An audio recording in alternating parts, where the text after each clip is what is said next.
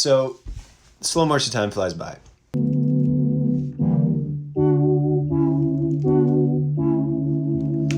So that's providing all the warmth and giving the body, and it's really the only thing playing chords. And pretty soon after that, we had Matt go in to track Whirly, and I am, as my bandmates will tell you, very in favor of taking an entire day to get the snare sound right or something. But in this instance, Matt walked in, turned the Whirly on. It wasn't even running through an amp. There wasn't an amp mic'd. We just had our U47 in the room with the onboard Whirly speakers. And the mic was maybe 6-7 feet away. And everything just sounded right in that moment. For a moment. And we were like, let's not touch anything. Let's just run you down, play the song, play whatever you feel. Don't even necessarily play the notes or the chords or anything.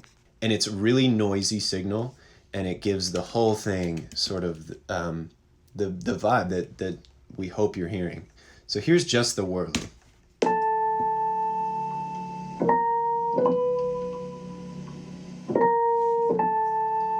I mean, you hear how there's a lot of noise in that, right? You can hear the room. I mean, it's a disaster. But here's the Prophet alone. Then you add the noise.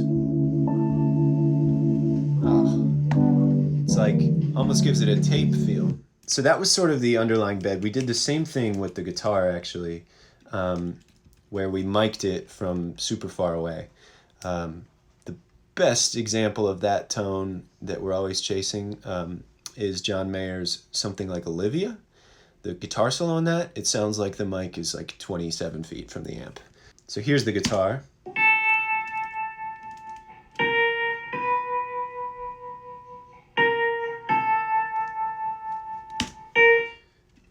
With the Whirly and the Prophet.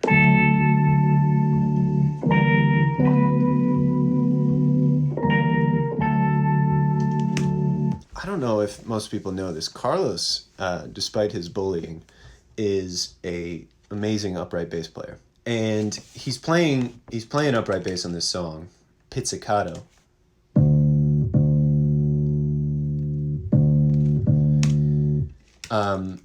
Which gives it this very sort of organic feel.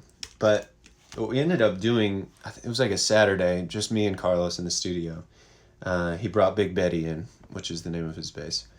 And we ended up having him track bow on upright bass, which is not easy to do.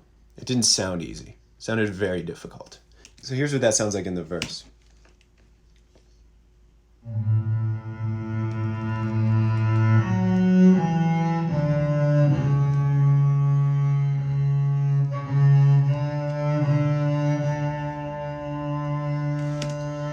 And it almost sounds bad. No question. It's just it's goofy. But that sort of warbliness really adds to the essence of this song. So you get this sense.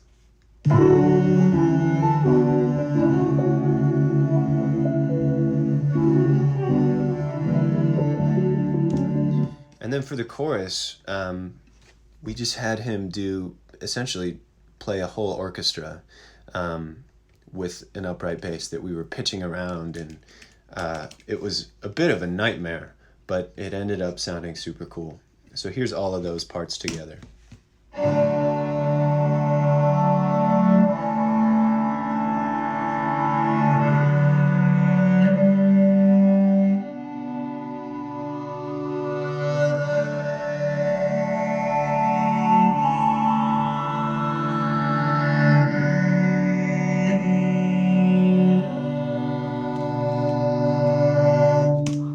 So that's just 20 versions of Carlos on upright bass pitched around. And it's cooler to me than just strings. The truth is that we couldn't afford the strings, but it ended up, I think, sounding cooler. So that's sort of the instrumentation on this song. There isn't a lot. What there is a lot of is weird shit. I remember hearing in high school that when Tom York was recording Kid A, the way he wrote the words was like over the course of the previous year. Any words he liked or phrases he liked, he just like wrote them down. And then when they got in the studio, he put them all in a hat. And when he went to write any given song, he would just pull out words, and whatever order he pulled them out in, those were the lyrics. Like no changing. So it's nonsense, but it's brilliant. And it's all coming from sort of an organic place for him. And I tried to do something similar with sounds on this song. It was sort of late at night. It was just me and Matt and our manager Matt in the studio. We had the Prophet, the whirly, and the guitar in, and I just started pulling sounds from everywhere. And I would just drop them in at random. And normally when you're building a beat, especially in the box, it's rudimentary, right? Like you're putting stuff on the grid. You get your kick and your snare and your hat right, and it feels like it's a block. This felt freeform, which is, I had never done that before. So I would just grab a sound and drop it in. Like maybe it was this one, or this one, or this one. They're like loose. Some are on the beat, some are not. Some are pitched around. There's this, there's a kick and snare loop, which is really the only thing on beat. We actually, that night, Matt opened a Topo Chico when he was singing something, and the fizz, he opened it in the mic. It was amazing, and we were like, we gotta just drop this in the song. Maximum fizzle here. Maximum fizz. It's not about the open. No, it's about the fizz. Yeah, we're getting the fizz because that's what Topo Chico's all about. Are we recording? Sure are.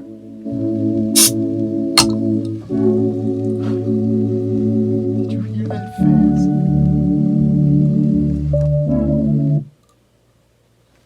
I gotta run that back. That was perfect. I gotta run it back.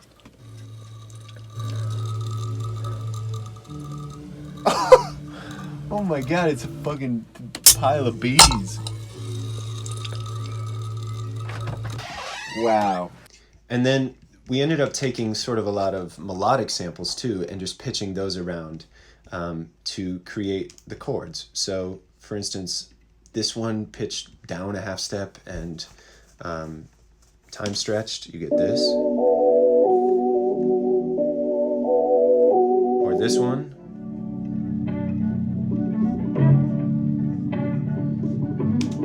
And then we ended up taking that a step further and creating the entire chorus out of pitching around various samples that we had found.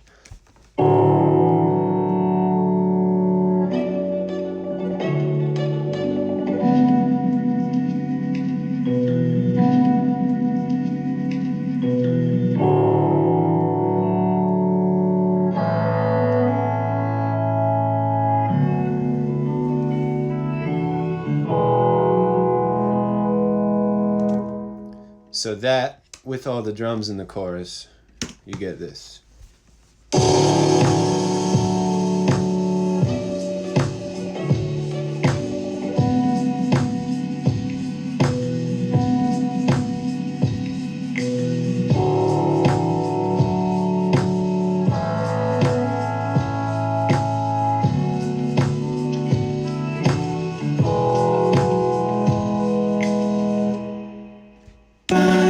And that was the instrumentation. It's very throwing paint at a wall.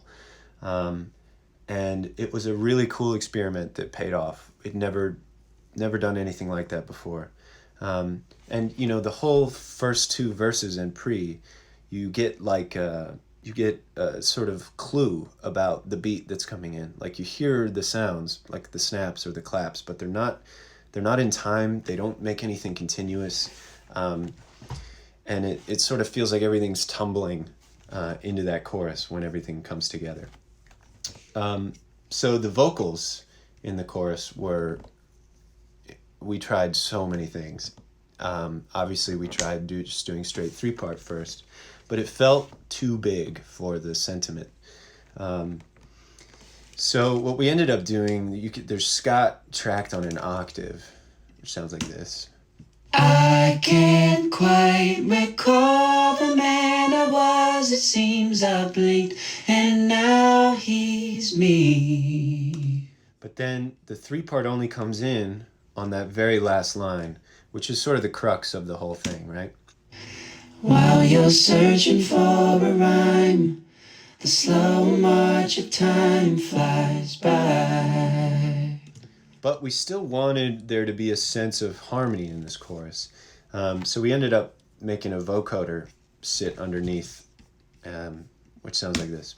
I can't quite recall the man I was, it seems up late, and now he's me.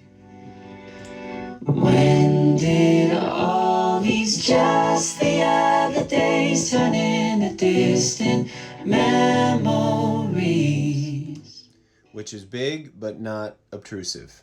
And then Matt and I tracked these sort of choral backgrounds that are sitting underneath the chorus. When did all these just the other days turn into distant memories? While you're searching for a rhyme, the slow march of time flies by. Okay, so that's basically the song. But real quick, another sort of interesting throwing paint at the wall tidbit. You hear in that intersection between the first chorus and the third verse, these sort of auto-tuned vocals. And what we did was Scott went in the booth and we just had him track whatever he felt, whatever vowels he felt, whatever sort of background parts, and track like 6 of them. But don't hear your previous takes. So do something completely different every time. Try to ignore what you just did. And then when you heavy tune everything and put all that together, you get some really crazy shit that you just couldn't have anticipated and never would have written. So in that section, there's this.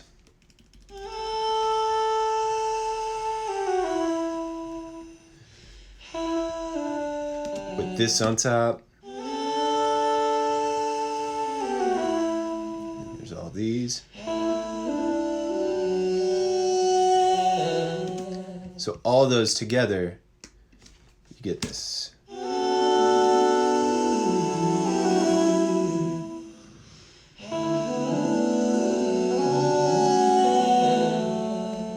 Some Jacob Collier shit right there. Yeah, that's the Slow March of Time Flies By. It's a absolutely bonkers production. It took us forever. There was a version of this that was 1 minute and 15 seconds. It just never went to the third verse. But, you know, this whole idea of while you're searching for a rhyme, the slow march of time flies by, felt like it described, it encapsulated our career so well for us. It felt like the most honest thing we could be saying.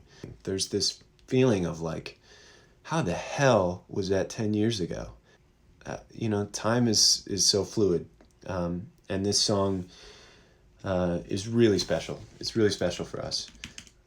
Really hope you guys are loving it. While you're searching for a rhyme, the slow march of time flies by.